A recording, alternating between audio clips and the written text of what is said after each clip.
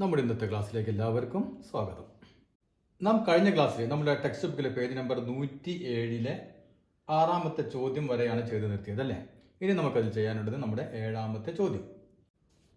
അപ്പൊ ഇവിടെ നമുക്ക് ABC എന്ന് പറയുന്ന ഒരു ത്രികോണം തന്നിട്ടുണ്ട്. അതിൽ ഈ ആംഗിൾ എയുടെ ബൈസെക്ടറാണ് ഈ AP എന്ന് പറയുന്നത്, അതായത് സമഭാജിയാണ് AP. ഇനി നമുക്ക് കുറച്ച് അളവുകൾ തന്നിട്ടുണ്ട്. ഇത് 5 സെന്റിമീറ്റർ, ഇത് 3 സെന്റിമീറ്റർ, ഇതും 3 സെന്റിമീറ്റർ. ഇനി നാം എന്താണ് കണ്ടുപിടിക്കേണ്ടത്? ട്രയാങ്കിൾ ABP, അതായത് ഈ ത്രികോണത്തിനും ട്രയാങ്കിൾ CPQ, ഈ ത്രികോണത്തിനും ഒരേ കോണളവുകളാണ് ഉള്ളത് എന്നാണ് നാം പ്രൂവ് ചെയ്യേണ്ടത്. അപ്പം നമ്മൾ ത്രികോണം ABP, ഈ ത്രികോണത്തിനും ത്രികോണം CPQ, ഈ ത്രികോണത്തിനും ഈ രണ്ട് ത്രികോണത്തിൻ്റെയും കോണുകൾ തുല്യമാണ് എന്നാണ് നാം പ്രൂവ് ചെയ്യേണ്ടത്. അതായത് രണ്ട് ത്രികോണങ്ങളും സിമിലർ ട്രയാങ്കിൾസ് ആണ് എന്നാണ് നാം പ്രൂവ് ചെയ്യേണ്ടത്. അപ്പോൾ ചോദ്യം ക്ലിയർ ആയല്ലോ. അപ്പോൾ അതിന് നമുക്ക് എന്ത് വേണം? ഓരോ ആംഗിളുകളും നോക്കണം അല്ലേ? ഓരോ ആംഗിളുകൾ നമുക്ക് ചെക്ക് ചെയ്ത് നോക്കാം. നമുക്കിതിൽ ഒറ്റ നോട്ടത്തിൽ തന്നെ അറിയാം ഈ ആംഗിളും ഈ ആംഗിളും ഈക്വൽ ആണെന്ന് അറിയാം അല്ലേ? അതായത് ഓപ്പോസിറ്റ് ആംഗിൾസ് ആണ്. ഇനി നമുക്ക് ഏത് ആംഗിളുകളാണ്? ഇതും ഇതും അല്ലേ? അപ്പൊ ഇവ ഈക്വൽ ആണ് എന്ന് നമുക്ക് എങ്ങനെ പ്രൂവ് ചെയ്യാൻ പറ്റും? നമുക്ക് പെട്ടെന്നൊരു മാർഗമൊന്നും മനസ്സിൽ വരുന്നില്ല അല്ലേ? ഈ ത്രികോണത്തിൽ ഈ കോണിന്റെ സമഭാജിയാണ് AP എന്ന് പറയുന്നത്.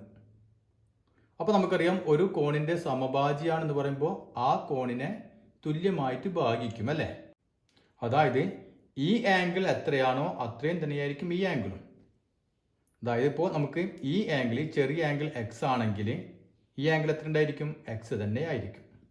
അപ്പോൾ നമുക്ക് ആദ്യം ആ കാര്യങ്ങൾ എഴുതി വെക്കാം. ആംഗിൾ BAP അല്ലേ? Angle BAP equal to angle CAP equal to X degree. അപ്പോൾ നമ്മൾ X ആണെന്ന് കൊടുത്തു. അതിനെന്താ റീസൺ ബ്രാക്കറ്റിൽ എഴുതിക്കോ. AP is the bisector അല്ലേ ഓഫ് ആംഗിൾ A. ആംഗിൾ എയുടെ ബൈസെക്ടർ ആണ് AP. ഇനി എന്ത് വേണം? നമുക്ക് നോക്കിയേ, ഈ ത്രികോണത്തെയും തമ്മിലാണ് ബന്ധിപ്പിക്കേണ്ടത് അല്ലേ? ഇവ തമ്മിൽ നേരിട്ട് ബന്ധപ്പെടുത്താൻ നമുക്ക് ഒരു മാർഗമില്ല. അതുകൊണ്ട് നമ്മൾ എന്ത് ചെയ്തു? ഈ ആംഗിളും ഈക്വൽ ആണെന്ന് പറഞ്ഞു.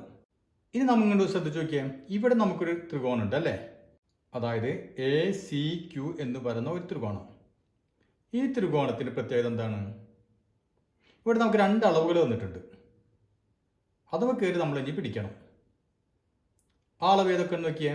ഇത് 3 സെന്റിമീറ്റർ, ഇതും 3 സെന്റിമീറ്റർ. അതായത് ഈ ത്രികോണം എന്താണ്? ഒരു സമപാർശ്വ ത്രികോണമാണ്.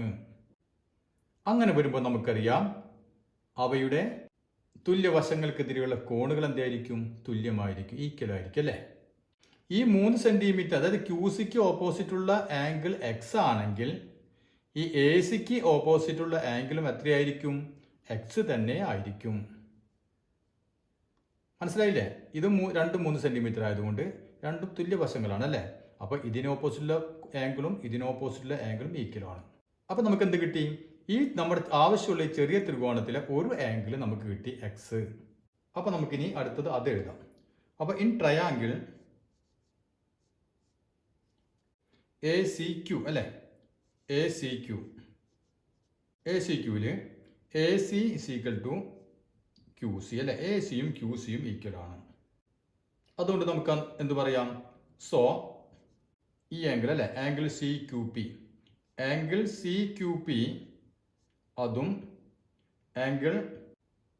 ഈ ആംഗിൾ അല്ലെ CAQവും ഈക്വൽ ആണ്. എത്രയാണത്? X degree. ഇനി നമുക്ക് ആവശ്യമുള്ള രണ്ട് ത്രികോണങ്ങൾ എടുക്കാം അല്ലെ? ഇവിടെ നമുക്ക് ഒരേ കോണുകൾ കിട്ടിയിട്ടുണ്ട്. ഇത് രണ്ടും ഓപ്പോസിറ്റ് ആംഗിൾസ് ആണെന്ന് അറിയാം. ഇപ്പൊ നമുക്ക് ആവശ്യമുള്ളത് കിട്ടിക്കഴിഞ്ഞു. ഇനി നമുക്ക് വേണ്ട ത്രികോണം ഏതാണ്? ABPയും CPQവും അല്ലെ? അപ്പൊ ഇതാ, consider triangle ABP and triangle CPQ. ഇനി നമുക്കതിലെ ഓരോ കോണുകളും കമ്പയർ ചെയ്ത് നോക്കാം. ആദ്യം നമുക്കിതിലെ ഈ വലിയ ത്രികോണത്തിലെ ബി എ പി എന്ന ആംഗിൾ എടുക്കാം. അപ്പോൾ angle B A P is equal to angle C Q P. C Q പിന് ഈക്വൽ ആണ്. എത്ര ഡിഗ്രിയാണിത്? X degree. അപ്പോൾ നമുക്ക് ആദ്യത്തെ ഒരു ജോഡി ആംഗിളുകൾ തുല്യമാണെന്ന് കിട്ടി. ഇനി നമുക്ക് ഇത് ഓപ്പോസിറ്റ് ആംഗിൾസ് ആണ് അല്ലേ, ഇത് രണ്ടും. അപ്പോൾ എ പി ബിയും, അപ്പോൾ എഴുതാം angle A P B is equal to angle C P Q. ഈ ആംഗിൾ ഇവ രണ്ടും. അതിനെന്താണ് റീസൺ? ഓപ്പോസിറ്റ് ആംഗിൾസ് അല്ലേ.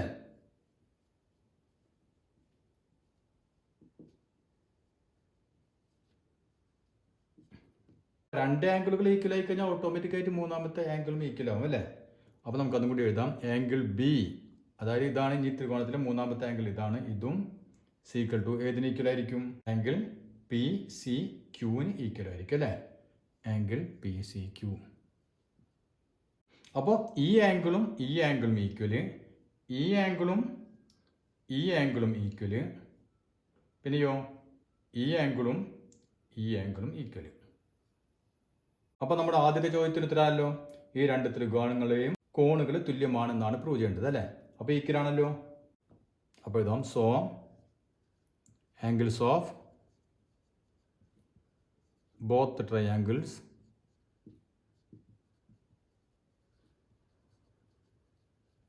R equal. രണ്ട് ത്രികോണങ്ങളുടെയും കോണുകൾ തുല്യമാണ്.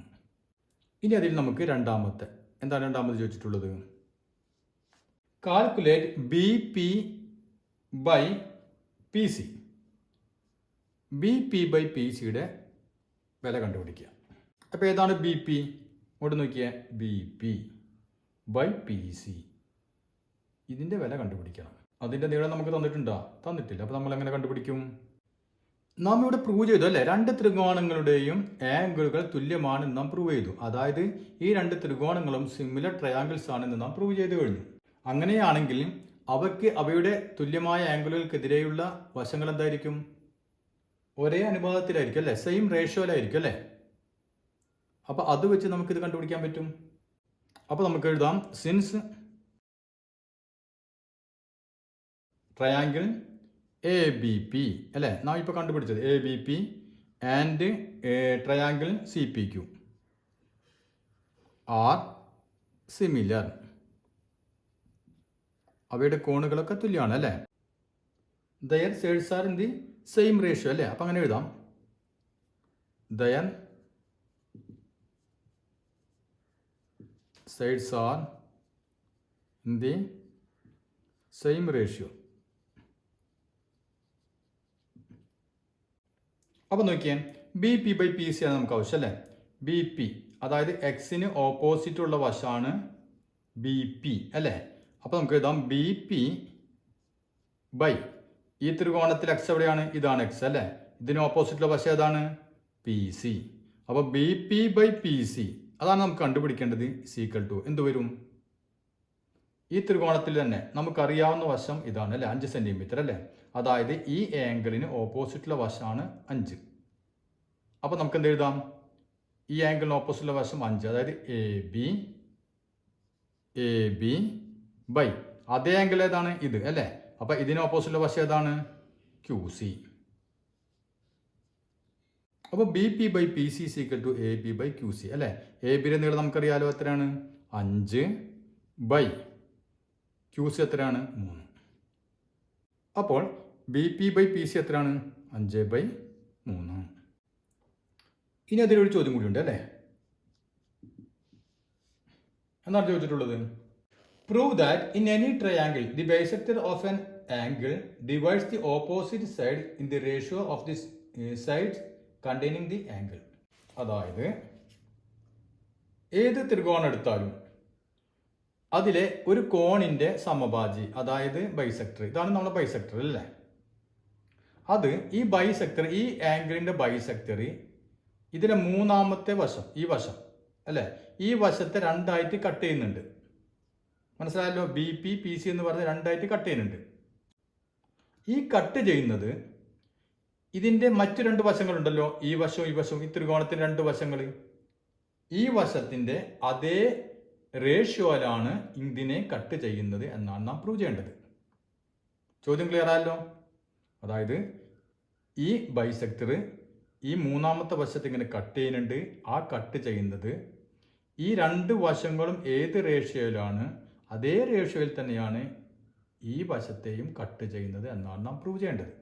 അതായത് B P by P C equal to A B by A C എന്ന് നമുക്ക് പ്രൂവ് ചെയ്യണം.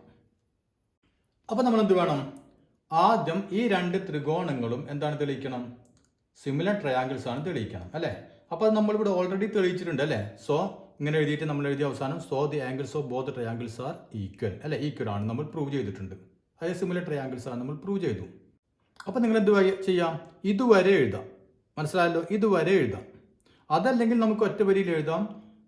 നമ്മൾ ഓൾറെഡി പ്രൂവ് ചെയ്ത് വെച്ചതാണ്. അതുകൊണ്ട് നമുക്ക് എന്തെന്ന് എഴുതാൻ പറ്റും? ട്രയാങ്കിൾ എ ബി പിയും ട്രയാങ്കിൾ സി പി ക്യൂയും എന്താണ്? സിമിലർ ട്രയാങ്കിൾസ് ആണ്. അപ്പോൾ നമുക്ക് ഈ മൂന്നാമത്തെ ചോദ്യം മാത്രമാണ് വരുന്നതെങ്കിൽ നമ്മൾ എന്ത് ചെയ്യേണ്ടി വരും? നാം ആദ്യം ഇത്രയും എഴുതാം. മനസ്സിലായല്ലോ? എന്നിട്ട് ഇത് ഇവിടം വരെ എഴുതിയിട്ട് ഈ രണ്ട് ട്രയാങ്കിളുകളും എന്താണെന്ന് എഴുതി വെക്കാം? സിമിലർ ട്രയാങ്കിൾസ് ആണ് എന്ന് എഴുതി വെക്കാം. അതിനുശേഷം നാം എന്ത് എഴുതണം? അപ്പോൾ തൽക്കാലം ഞാനിപ്പോൾ ഈ ഇത്രയും ഭാഗം വായിക്കാൻ പോവാണ്.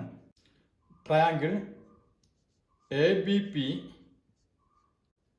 And C P Q are similar. So അതുകൊണ്ട് നമുക്ക് എന്ത് എഴുതാൻ പറ്റും? അവയുടെ സമാന വശങ്ങൾ അല്ലേ? അതായത് തുല്യ കോണുകൾക്കെതിരെയുള്ള വശങ്ങൾ ഒരേ അംശബന്ധത്തിലായിരിക്കും അല്ലേ?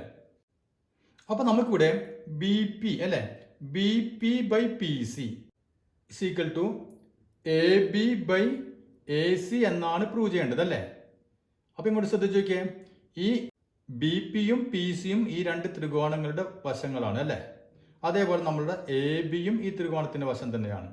പക്ഷേ എ സി എന്ന് പറയുന്നത് ഇതിൻ്റെ ഒരു വശമല്ല അല്ലേ? അപ്പം നമ്മൾ എന്ത് ചെയ്യും? നമുക്കൊരു മാർഗമുണ്ട്. എ സി എന്ന് പറയുന്നത് എന്താണ്? ക്യൂ സിക്ക് ഈക്വൽ ആണ്.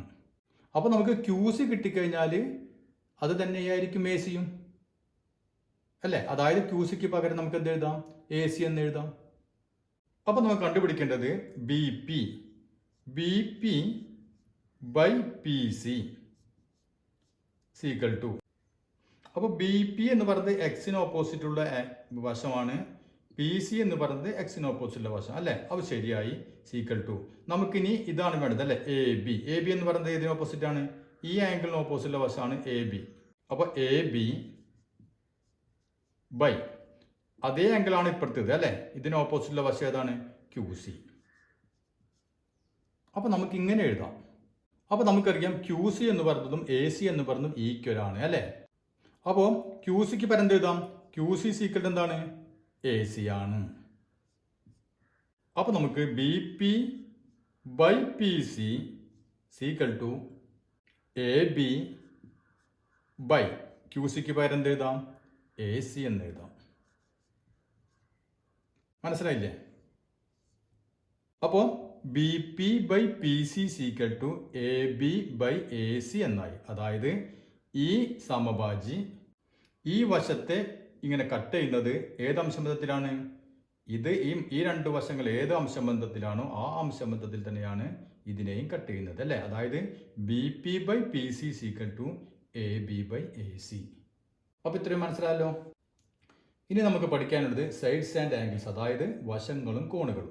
അപ്പോൾ നമ്മൾ രണ്ട് ട്രയാങ്കിളുകളുടെ കോണുകൾ തുല്യമായി കഴിഞ്ഞാൽ അവയെ എന്ത് വിളിക്കും? സിമിലർ ട്രയാങ്കിൾസ് എന്ന് വിളിക്കും അല്ലേ? അത് കോണുകളുടെ കാര്യമാണ് നാം പറഞ്ഞത്. ഇനി നമുക്ക് കോണുകൾ അറിയില്ല എന്ന് വിചാരിക്കാം. രണ്ട് ത്രികോണങ്ങളുണ്ട്, അവയുടെ കോണുകൾ അറിയില്ല, അവയുടെ വശങ്ങൾ അറിയാം. അപ്പോൾ വശങ്ങൾ വെച്ചുകൊണ്ട് നമുക്ക് എങ്ങനെയാണ് സിമിലർ ട്രയാങ്കിൾസ് ആണോ എന്ന് ചെക്ക് ചെയ്യാം. അപ്പോൾ അത്തരം കാര്യങ്ങളാണ് ഇന്ന് നമുക്ക് പഠിക്കാനുള്ളത്. അത് നമുക്ക് അടുത്ത ക്ലാസ്സിൽ